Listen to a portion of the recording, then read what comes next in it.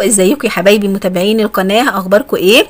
ورجعنا لكم بوصفه جديده، وصفه جميله موجوده في بلاد كتير، موجوده في الجزائر وموجوده في المغرب باسم الشهده الجزائريه او الشهده المغربيه، موجوده عندنا في مصر باسم خليه النحل. هنقدمها النهارده بشكل جميل، هنقدمها على انها وجبه غدا محشيه بحشوات مختلفه. وازاي بكيلو دقيق واحد تقدري تعملي 3 صواني من خليه النحل، فيهم حشوات مختلفة، فيهم لحوم وفيهم ميكس جبن. اتمنى الوصفة تعجبكم، يا ريت الوصفة تعجبه لايك واشترك في القناة ويفعل الجرس عشان يوصله مني كل جديد. ويا ريت لو اول مرة تشوفي قناتي تشتركي وتفعلي الجرس. ونيجي يا حبايبي لمكونات وطريقة خلية النحل اللي احنا هنعملها في البيت. ان شاء الله المكونات والطريقة تكون سهلة وبسيطة زي ما احنا تعودنا. المكونات عبارة عن كوبايتين لبن، نص كوباية سمنة، كيلو دقيق، معلقة كبيرة خميرة انا مدوباها بشوية سكر وشوية مية صغيرين، معلقتين لبن بودرة، معلقتين كبار، معلقة بيكنج باودر، ومعلقة الخل بتاعتنا. ممكن اللبن نخليه كوباية لبن كوباية مية زي ما تحبي، بس طبعا احنا هنعملها وجبة غدا فاحنا عايزين الفيتامينات والمكونات اللي فيها تبقى كتير عشان تبقى وجبة متكاملة. هنبدأ بقى الطريقة ونسمي بسم الله. هنبدأ بقى ونشوف الطريقة بتاعتنا. هنحط اللبن، كوبايتين اللبن،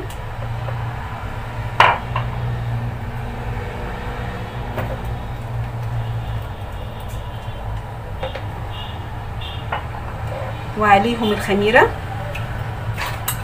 الخميرة طبعا بتتذوب بمية دافية، مش مية سخنة ولا مية متلجة علشان ما توقفش نشاط الخميرة بتاعتنا، محتاجة مية دافية. هنحط اللبن البودرة،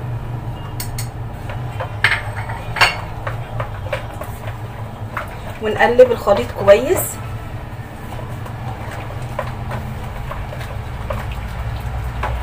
الكيلو الدقيق انا حطيت عليه معلقه ملح، طبعا الملح ده سنه في العجين. نبدا بقى ننزل بالدقيق بتاعنا، نحط الدقيق كله مره واحده.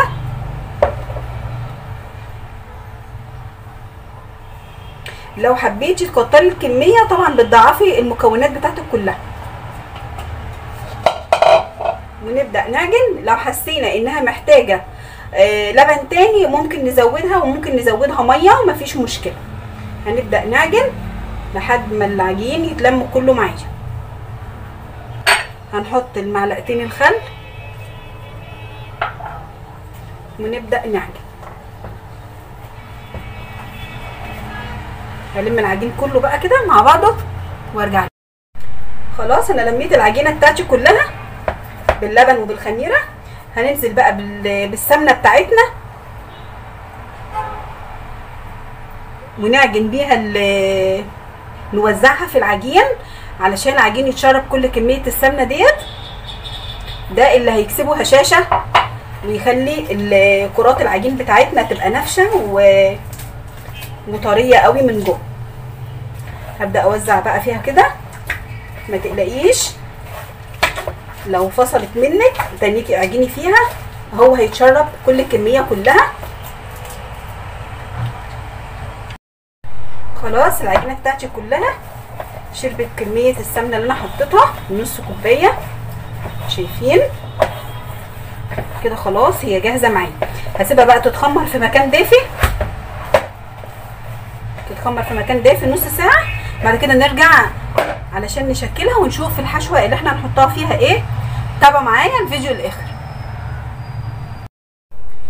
نيجي بقى يا حبايبي نشوف الحشوه بتاعتنا. الحشوه دي بقى شيء اختياري زي ما تحبي. عايزه تعمليها لحمه مفرومه متعصجه ماشي، عايزه تعمليها زي شاورما الفراخ برضو مفيش مشكله، عايزه تعمليها جبن، عايزه تعمليها شوكولاته. الحشوه دي براحتك انت والمتوفر عندك، واللي عايزه تعمليه مفيش اي مشاكل. احنا الحشوه اللي احنا هنعملها النهارده احنا قلنا هنعملها وجبه غدا، فانا هحشيها كفته. كفته اقتصاديه بالخضار. انا كنت نزلت الفيديو بتاعها قبل كده، الخطوات والطريقه بالتفصيل. هسيب لكم الرابط بتاع الفيديو بتاع الكفته في صندوق الوصف تحت. شايفين هي اقتصاديه، فالكميه دي كلها ما شاء الله بنص كيلو كفته بس، وكمان فيها خضار، فيها بطاطس وفيها جزر وبصل وحاجات من دي علشان تبقى مفيده، وفيها فيتامينات كتير وفيها مكونات مفيده كتير. فانا عملتها وجهزتها علشان ما اطولش عليكم الفيديو. يبقى دي الكفته بتاعتي. هحشيه كمان جبنه موتزاريلا وجبنه بيضه وزيتون، ودي جبنه شيدر انا كنت عملتها قبل كده برده، الفيديو بتاعها موجود في القناه، هسيب لكم الرابط بتاعه في صندوق الوصف. هنعمل ميكس جبن، فهنعمل خليه نحل بالكفته وخليه نحل بالجبنه. هنبدا نحط المكونات، طبعا العجينه خمرت معانا، فكده احنا هنبدا نركب الصواني بتاعتنا كده خلاص. هنحط المكونات بتاعت الجبنه على بعض ونقلبهم كلهم، وده اللي احنا هنحشي بيه. طبعا لو انت حابه نوع جبنه معين او نوع واحد برضو مفيش مشكله. هنحط كل المكونات على بعض.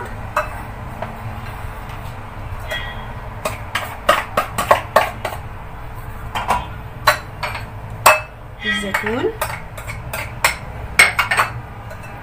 ونقلب كله، وده كده احنا هنحشي بيه خلاص.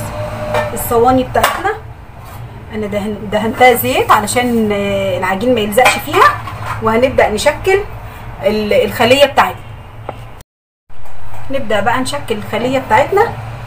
هناخد جزء من العجين، طبعا هنعملها صغيره لان هي لسه هتنفش معايا، فهناخدها نحاول نخلي حجمها يبقى صغير، نحط فيها واحده من الكفته ونقفل عليها. طبعا الكفته تبقى بارده علشان ما تبقاش سخنه على العجين وتعمل فيه حاجه.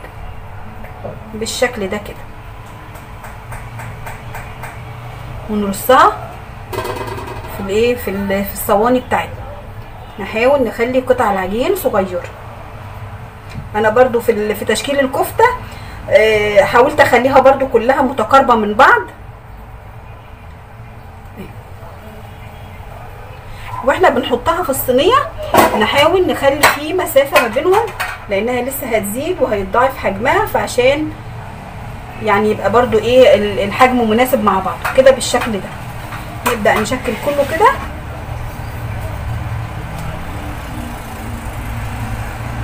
ناخد واحده الكفته ونحطها ونقفل عليها العجين بالشكل ده. نحطها بعيد شويه.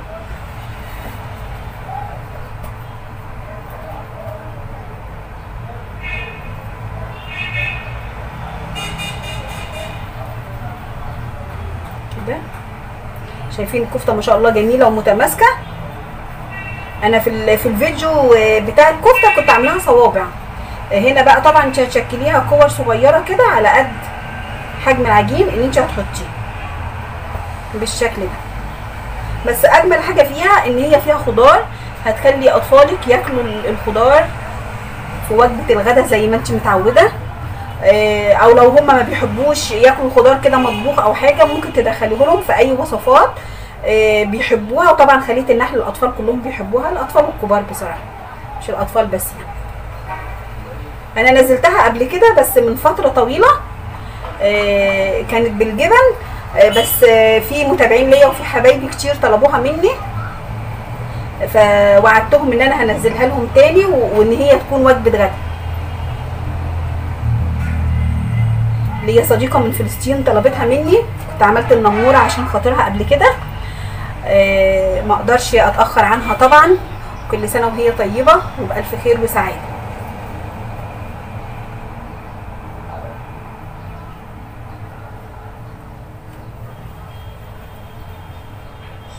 كده بالشكل ده. انا هخلص بقى الكميه دي كلها بالشكل ده. نشوف بقى بتاعت الجبنه هنعملها برضو ايه بنفس الشكل. لو عايزه تكبري الحجم شويه مفيش مشكله، بس احنا يعني بنخلي الحجم صغير بحيث ان هي لما تكبر وتنفش معاكي يبقى الحجم بتاعها ايه مناسب، ما يبقاش كبير قوي كده بالشكل ده. برضو نقفل على الجبنه ونرصها في الصينيه بتاعتنا وبرده نخلي ما بينهم مسافات متباعده.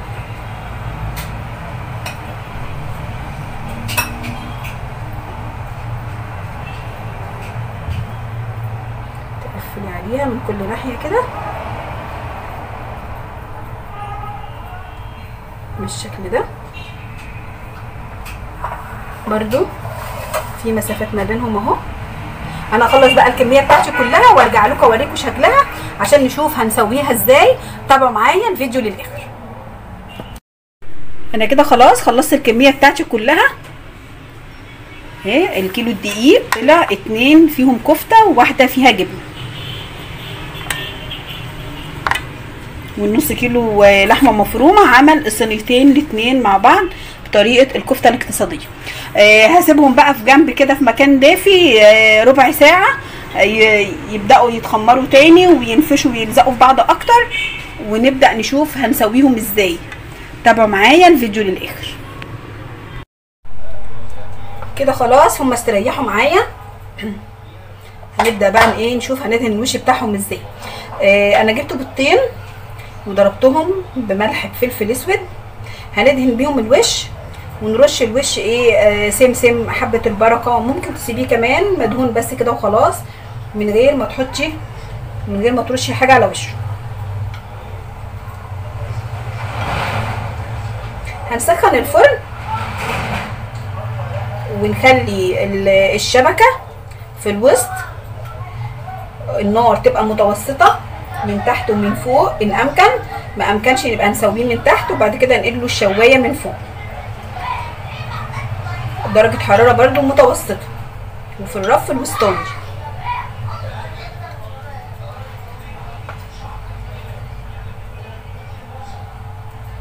هتاخد تقريبا تلت ساعه 25 دقيقه، يعني ايه فتره تراوح من الاتنين يعني عشان الارضيه بتاعتها تستوي كمان من تحت.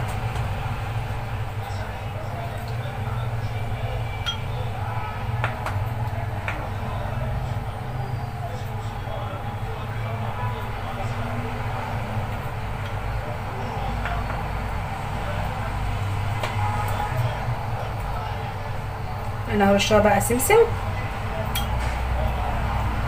وندهن الباقي واسويهم وما يطلعوا هوريهم لكم. تابعوا معايا الفيديو للاخر.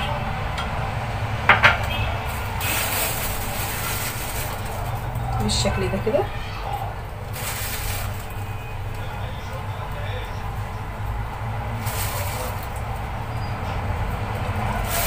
كده خلاص هكمل بقيه الكميه بقى واسويهم واطلعهم وتشوفوهم في الشكل النهائي بتاعهم. تابعوا معايا الفيديو للاخر.